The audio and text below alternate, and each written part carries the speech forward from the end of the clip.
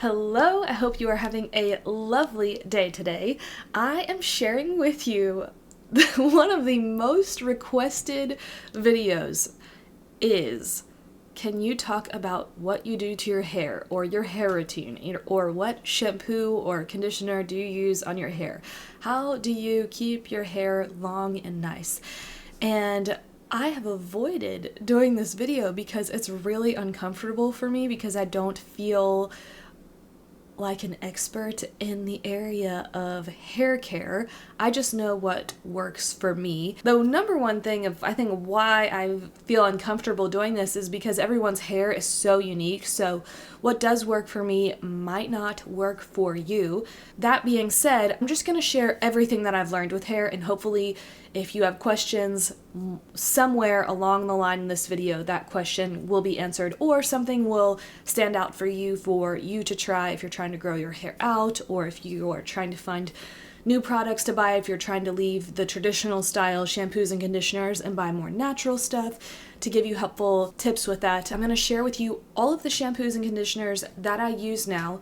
And I will say that I have been using natural, more non-toxic shampoos for over 10 years. My sisters totally influenced me with this area. They were on a health journey of switching over to all natural products, probably back in 2010.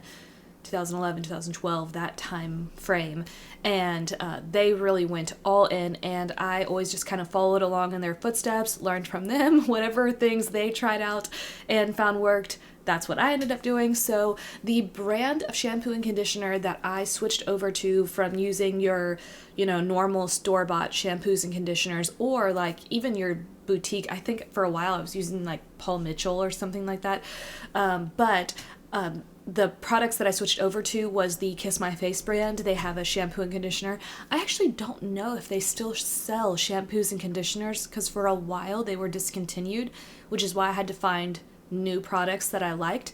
But for years, for the longest time, that was the only shampoo and conditioner that I used, and it worked really well for my hair. And you hear a lot of times people that switch over from your normal shampoos and conditioners to natural having a really hard time with it. My process of switching over through Kiss My Face brand wasn't noticeable at all, at least from what I could remember. It was very easy for me to switch over. So if they still exist, which I feel bad even saying this because I don't know if they do, but the products that I use now I think would work for you anyways. The thing is with shampoos and conditioners, obviously it depends on how oily your scalp is, how dry your scalp is, what's going to work best for you. It also really depends on your water, if you have hard or soft water. Before this house, we lived in a house for 2 years almost, and the water was so hard. It was so hard that everything in the shower calcified and had white all over it, and that significantly impacted my hair. That entire season I felt like my hair would never get clean. It just felt like there was calcium buildup constantly in my scalp. I always felt oily. If you think about what calcium is, it calcifies on your hair follicles. And so it actually wasn't until the very end, the month that we ended up moving, like 3 weeks before we ended up moving, I ended up discovering what clarifying shampoo is, and it is supposed to be a special shampoo that removes buildup from your hair. So I ended up buying it and then shipping it to our new house, and I felt like it was a great way to start on the new location of clearing out all of that buildup in my hair. And where we live now, it's really nice water. At our old house, even with the hard water, we put on a shower filter. That didn't work. The only way to get rid of the hard water would have been to put a whole entire filter on the house. I don't even know if that would have worked, but we rented, so we couldn't do that anyway. So everything that we tried just really didn't work. It was such hard water. Here, though, we have normal water that does nothing in the shower. It calcifies. But the clarifying shampoo that I bought, and I still have so much of, it's probably half used, and I bought it over a year ago because I only use this maybe once a month. It is this clarifying shampoo. It is by Hank's Garden. So he does have an Etsy shop, but he also has an online shop. So anytime someone has an Etsy shop, I like to type their name in on Google and see if they have an actual retail shop, and then I'll buy straight from their retail shop because Etsy takes a chunk of the purchases, and I'd rather just give it directly to the person instead of the platform of Etsy. And so I got this from his shop, and it is wonderful. It has the cleanest ingredients. I would read them to you, but they've all rubbed off. But the first ingredient is witch hazel, if that tells you anything. It's for oily hair, skin, removes chlorine, excess oil, and buildup. And this is wonderful. It smells great. You can see it actually, I'm assuming it has charcoal in it because it is like a black shampoo. I think I spent like $27 on this, so that's why I only use it once a month, is because I consider this a specialty shampoo. Also, I wash my hair every 3 days. That is what I found works for me. Sometimes I can stretch it to 4 days, but on that 4th day, I'm definitely not going out in public anywhere. I'm just staying at home in my house. But most of the time, I can happily go out and about on the 3rd day. I'm just starting to notice that my hair is starting to look oily, so it's usually every 3 days. So during that hard water season, the only conditioner that I could use on my hair was apple cider vinegar. Because my hair always felt greasy anyways, any other conditioner would just make it feel more greasy and heavy. So I used apple cider vinegar. I poured a capful into a little mason jar that I kept in the shower, filled it up with the water from the shower, poured that all over my hair, and then let it sit around 5-ish minutes, and then I would wash it out, and that would be after I shampooed, obviously, and I use this as my conditioner. And I've recommended this so many times because it is such a cheap way of making your own conditioner. If you've never tried it, I highly recommend it. I don't do this as much anymore, so this would be the only conditioner I could use when we lived there. And then once we've moved here and have our normal water source, I probably do this every 4th or 5th wash cycle. I'll use this as my conditioner, but I do now go back to using normal conditioner. So my favorite, absolute favorite shampoo and conditioner is this brand. It is the Sukin Australian Natural Hair Care shampoo and conditioner. The ingredients label is very, very simple. Sometimes you get ingredients labels that are huge. The other brand that I recommend does have a longer ingredients label, but you can see there's a whole list of none of the things that they use. And I liked this because it has herbs, burdock, nettle, horsetail, and the smell of it is very clean. It's very light. I love it. The other brand that I do like, which I don't think is as clean, but I still like it, is the Andalou Naturals. And I have 2 of these ones, and then the conditioner with it. And again, these ingredients, there are more. And you know, there probably are cleaner brands out there than this. I have seen so many people recommend the Under Luna, but I just can't justify the price on that. And then I've also seen a lot of negative reviews of that. So once for me, I find something that works for me, I just stick with it. I don't need to keep on trying new things. This is cleaner than most of the things out there, and I really like it. Lastly, the other shampoo that I have into my rotation is the JT Liggett's shampoo bar. My mom got me into this, and I, again, love this. The thing is with using shampoo bars, you do not use this directly on your hair.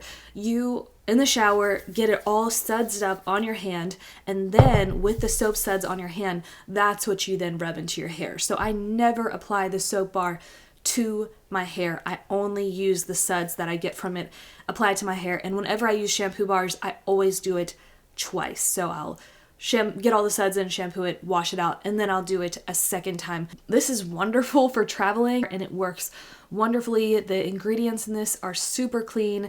Again, this is trial and error because I think some people shampoo bars don't work for. When we lived in the house with the hard water, shampoo bars definitely didn't work. I tried many different brands and I just could not get it to work.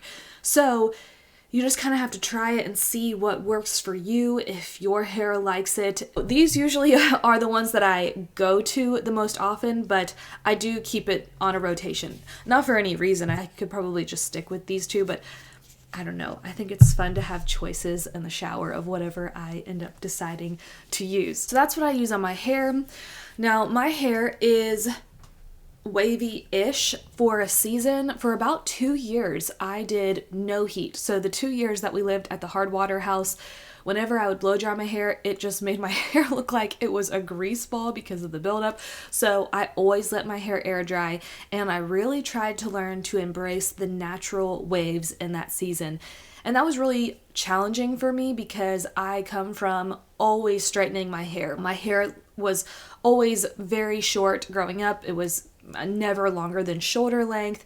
Even into my mid-20s, it was usually always shoulder length. And then I've grown my hair out and I've realized my hair is actually wavy. So I've been trying to figure out how to steward my wavy hair. Some days hair drying wavy hair works, other days it doesn't. But for 2 years, I really stuck with not blow drying my hair. I could probably count on one hand how many times I blew dry or straightened my hair in those 2 years because I just didn't want to use heat on it. And I think that there's definitely value to not using heat on your hair if you don't have to. If your hair dries well without heat, praise God, embrace that. When we moved here, I did start blow drying and straightening my hair, and I liked the way it felt. It felt like it gave body to my hair. It was just nice, and so I feel like I've gotten back into using heat on my hair, but I actually feel like although I'm using heat, my hair isn't destroyed. And I don't use heat protectant on my hair. I've looked for heat protectant sprays. I've tried making my own out of coconut MCT oil and water, and I can't remember what other the mixture was. And I would spray that on my hair, and I did not like the way that made my hair feel at all. Even with just a little amount of the MCT coconut oil, it just still made my hair greasy, like immediately after washing it. What I do is I will never sleep on wet hair. I will normally pick a day to wash my hair that I know I'm not going anywhere, and I will wash my hair and let it air dry as long as possible, or go outside in the sun and work or read a book and let my hair dry in the sun for as long as possible until it's about 90% dry, and then I will blow dry it completely dry, and I'll use my brush to straighten it as I'm blow drying it.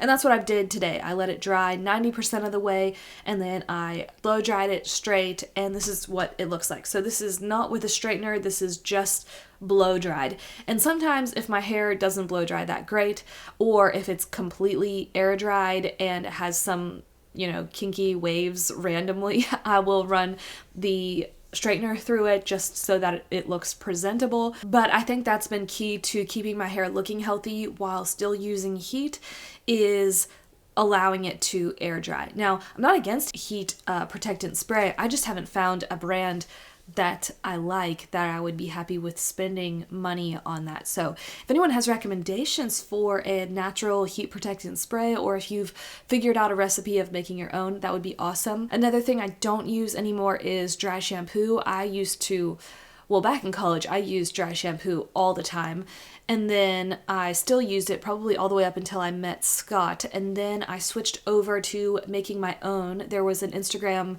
girl that I followed, the Whole Foods Diary, and she recommended using arrowroot powder, and then to darken it, you just add cocoa powder to however dark you would need it to match your hair color. And I used that for about 2 years, and then again when we moved to our last house with the hard water, I just stopped using it altogether because I did not need anything else in the roots of my hair. And since then I just have gotten away from it. I just don't use dry shampoo at all, and I just don't find that I need it with my hair, especially washing it every third day. Another thing that I've done, which I love, anytime you see my hair wavy, that is because I have done the Robe curls. So again, this is just something that I started doing since moving to this house. My hair, because it's naturally wavier, it does hold a curl pretty well, and so I had this old Robe tie. The thicker the Robe tie, the better. My mom just recently gave me her old Robe tie, and you can see the difference in thickness levels. Like, this one's much thicker. So this is the one I've been using recently. I'm going to show you how I do this, but this is what I do anytime that you see me have curls in my hair. It's because I've slept in this. So I take a clip, top of my head, clip it in to secure that, and then I will take the one side and grab a piece of hair And there's thousands of tutorial videos out on how to do this. So I think there's 1,000 different ways probably, but this is what works for me. So I do that layer, then I'll do the next one,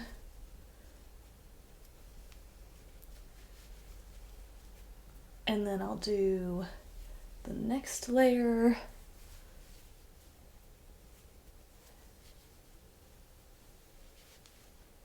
and then the last bottom one, I actually will go in the opposite direction. Otherwise, for me, it unwinds. So then I do that, and then I always leave these hair ties on the robe so I don't lose them. And then I will tie it off. And then I will do the other side in the exact same way. So you can grab a chunk. I find that the bigger the chunk that I grab, the bigger the curl. So that's why I usually only do it. My right side, I think I do it in 4 sections. This side I do it in less because my part is over on this side, so there's less hair on this side to begin with. And then the last one, I'll do 4 on this side again, because then the small one will be the opposite direction. Okay, and then the opposite direction, and then I will tie this one as well, and then I just end up sleeping on it. This is great motivation to learn how to sleep on your back, which I used to only sleep on my stomach or my side, but I've learned that it's actually better for you and for your skin to sleep on your back. So having this in my hair has motivated me to learn how to sleep on my back. But I just leave this in overnight. I'm sure you probably could take it out. I just always leave it in because I'm afraid it's going to end up falling off of my head while I'm sleeping, and it's small enough to where I don't notice it.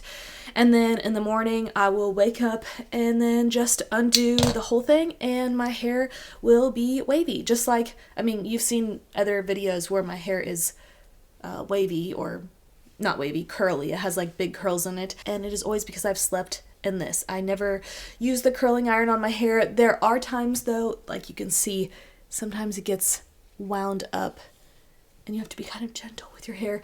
There are sometimes after I do this, I will run the straightener through the end pieces because the hair tie will cause a bit of a kink, or for some reason, some of the curls will, like, I don't know, they just won't look super great, but if you just run a straightener over it real quick, it will just like tone everything down a little bit. So that is super easy. If you have robe ties, it's a free thing. I know that there's like some other big clunky things out there that you can buy. I'm sure those work great. I just have never purchased those. So I can't tell you how my opinion on them, because I prefer to use things that I already have. So I love doing that with my hair. It actually makes the mornings really easy because that's like a mindless thing that I get to do with my hair, and still I feel like I feel ready. I've done something with my hair. It looks put together. That is pretty much everything that I do for my hair. Oh, also, I will put oil on my hair every once in a while. I make different blends of oils. Sometimes it'll be just rooibos, sometimes it'll be just rosemary, sometimes it'll be a combination of a bunch of different herbs, but it's usually always either rosemary or rooibos or both. I'll infuse that into jojoba oil, let it sit for at least a month, strain it, and then I'll use that herb-infused jojoba oil either totally on my hair. Sometimes if my scalp gets dry, like we're going into winter and I can notice that for some reason my scalp starts drying out as we go into the winter months, and so I'll put that in my scalp and sleep on it overnight if I'm going to shower the next day. And then I also like to do that the night before I know I'm going to shower on my ends, because I feel like it protects my ends from splitting. I used to do coconut oil in my hair as like a mask before I got married, and then I read somewhere that it actually doesn't absorb into the hair follicles as well as jojoba oil, so that's why I switched over. But I mean, there's so much information out there, it could probably go either way. That's why I use jojoba oil now, and it works fine for my hair. For getting my hair cut, I have tried cutting it myself. Last fall I cut it myself for the first time. I followed a Brad Mondo tutorial and it didn't look bad. It actually looked fine, but for me it's a little bit of a treat getting to go and get your hair cut and washed and styled, and so anymore I'm like, you know what, it's more worth it for me just to pay $45 for someone to cut my hair. One thing that I have learned, if you're trying to find a new salon, so like I said, we moved to this area last year. That's why I tried cutting my hair, was because I didn't want to bother looking for someone to cut my hair. So I was like, I'm just gonna buy nice hair cutting scissors, follow a Brad Mondo tutorial, and do it myself. And it worked. So I did that last fall, and then in March I did decide to go and actually get my hair cut. And I did all kinds of research trying to find someone who did a really good job with cutting long hair, and I found a girl who did a great job cutting long hair. What I didn't think about was what shampoo and conditioner they used. This boutique used Pantene, and it smelled so bad. It was so horrible. Scott, who normally doesn't notice those type of things, I came home and the first thing he noticed was what my hair smelled like.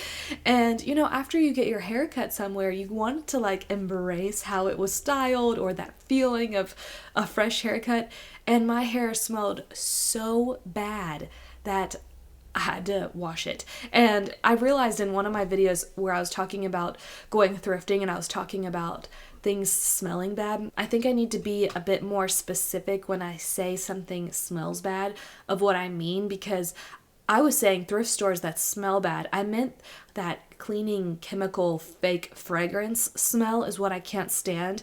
I didn't mean that it smelled like dirty or like body odor. It smelled bad like fragrance chemicals. And that's how I feel with shampoos and conditioners anymore that are, you know, your regular store-bought ones. I just cannot handle that fragrance smell. So for now on, with finding a new salon, I will always stick to Aveda salons because they do not use fake fragrances. As far as I know, it's definitely more on the natural, clean, herbal side than most boutique like Paul Mitchell style shampoos and conditioners. And so this last time I went and got my hair cut, I went to an Aveda salon. And when you're trying to find a new salon, a lot of times on their website they will have coupons. And so like your first time there, like this one, it was $20 off of my haircut because there was a coupon on their website for new customers. So that's something to also look at. But Aveda salons are wonderful because there's no gross fragrances. So if you're trying to find a new salon near you, that's usually a good option. Or just call ahead and ask what type of shampoo and conditioner they use, or get a dry cut where they don't wash your hair altogether. They just cut it dry. I had a friend who she would cut my hair all the time, and she always just cut it dry. And so that's an option too if you're wanting to go to a salon and don't want to use their toxic shampoos or conditioners. So I could go on to 1,000 different rabbit trails, but hopefully I answered your questions and that something in this video was helpful for you in your natural hair journey. If you are someone that's trying to grow your hair out, keep persevering. I love having long hair now. Like I said at the beginning, I only ever had short hair all growing up, and now that I have long hair, I love it, and it's worth trying to get through that awkward period where you just want to chop your hair off. Keep persevering, and it's worth it to grow your hair out if that's what you want to do. I hope this video was helpful for you. I bless you and the rest of your day.